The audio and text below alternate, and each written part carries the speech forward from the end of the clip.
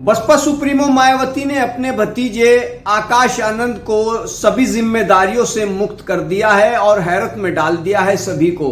Bahujan Samaj party के भी काफी ऐसे नेता हैं जो कि हैरत में हैं, भले ही वो खुले तौर पर कुछ ना कह रहे हों। ये कोई पहला फैसला नहीं है बसपा सुप्रीमो मायावती का। इससे पहले भी बसपा सुप्रीमो मायावती ने अचानक से अपने फैसलों से चौंका दिया। बहुजन समाज पार्टी में जो नेता हैं वो खुद चौंक गए, जनता चौंक गई कि आखिर बहुजन समाज पार्टी की सरबराह मायावती ने अचानक से ये फैसला क्यों ले लिया। जिस तरीके से बहुजन समाज पार्टी की मुखिया मायावती ने अपने भतीजे आकाश आनंद को उत्तराधिकारी घोषित किया, उस फैसले ने भी सबको चौंकाया। और इससे पहले भी कई ऐसे फैसले हैं जो मैं आपके सामने रखता हूं कि जिनसे भी सबको हैरत हुई थी। बात करते हैं सबसे पहले मौजूदा वक्त में सहारनपुर सीट से कांग्रेस के प्रत्याशी रहे इमरान मसूद की। इमरान मसूद ने अभी हाल ही में कांग्रेस के टिकट पर सहारनपुर सीट से चुनाव लड़ा।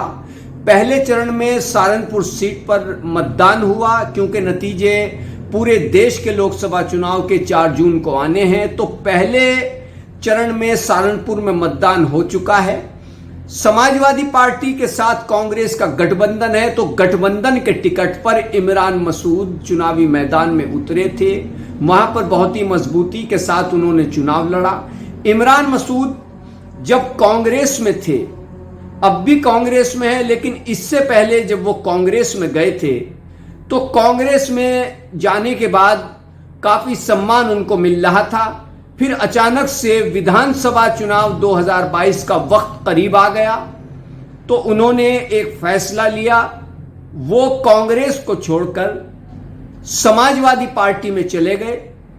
बाकायदा इमरान मसूद ने कांग्रेस को छोड़कर सपा सुप्रीमो अखिलेश यादव के समक्ष लखनऊ में समाजवादी पार्टी में शामिल होने का ऐलान किया। वहां पर वो शामिल हुए, लेकिन समाजवादी पार्टी के अध्यक्ष और उत्तर प्रदेश के पूर्व मुख्यमंत्री अखिलेश यादव ने इमरान मसूद को नजरअंदाज करना शुरू कर दिया। इमरान मसूद ये अपमान एक बार बर्दाश्त किए, 2 बार बर्दाश्त किया और फिर बाद में उन्होंने बहुजन समाज पार्टी की ओर रुख किया। पहले माना गया कि बहुजन समाज पार्टी इमरान मसूद को अपने साथ नहीं लेगी, लेकिन इमरान मसूद की बहुजन समाज पार्टी में एंट्री बहुत ही शानदार तरीके से हुई।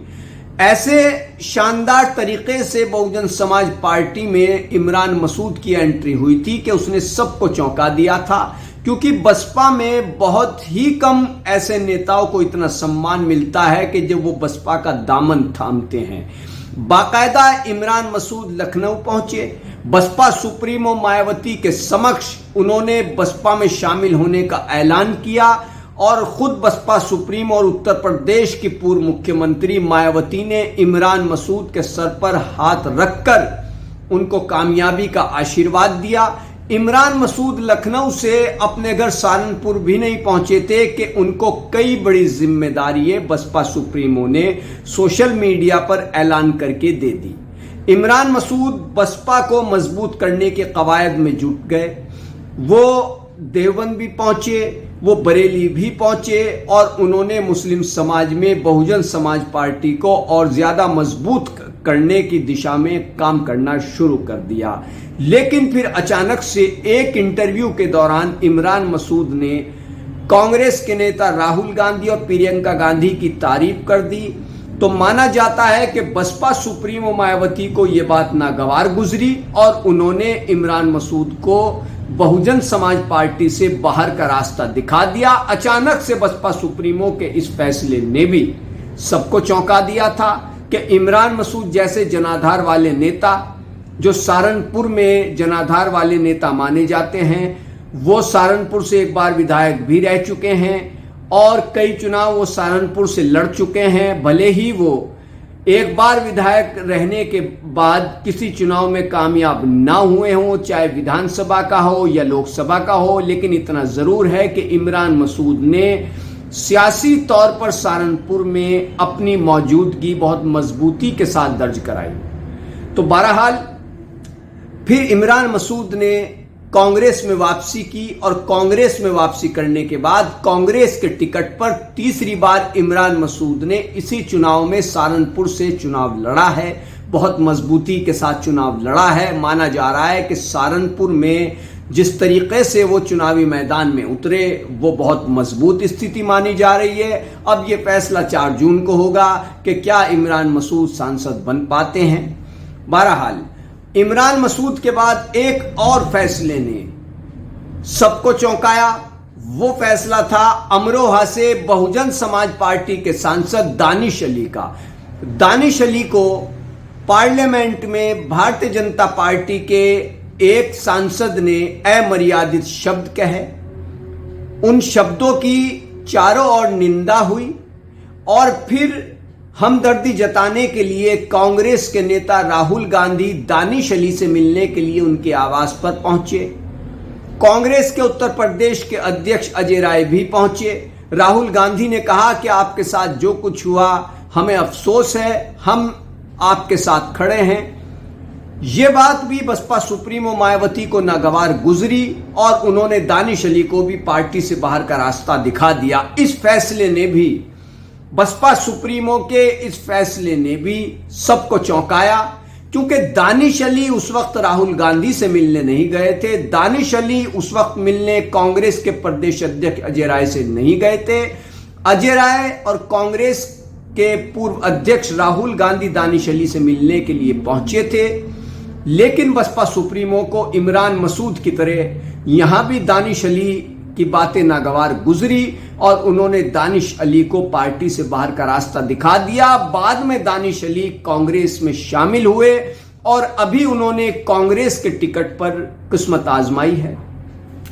तो बहरहाल ये वो फैसले हैं बसपा सुप्रीमो मायावती के जो सियासत में चौंका देते हैं। भारतीय जनता पार्टी ने इस पर अपनी प्रतिक्रिया व्यक्त की है।